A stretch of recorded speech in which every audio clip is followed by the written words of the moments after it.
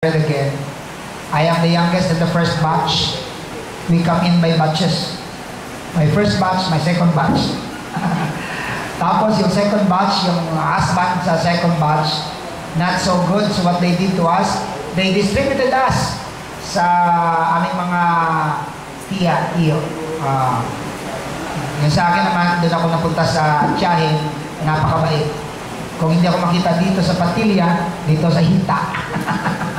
That was my experience in the past. So, how did I learn to survive? I survived together with my barkada in Rizal Street. Mga worst scenario when I was very young.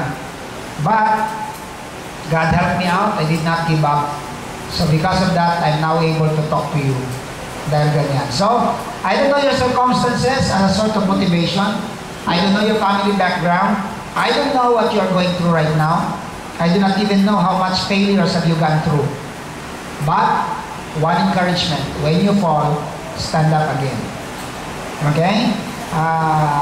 Nick has fallen so many times, maybe has very, very low self-esteem. Isipin mo naman, walang paa, walang kamay, ano pang esteem ang matitira sa'yo? Wala na.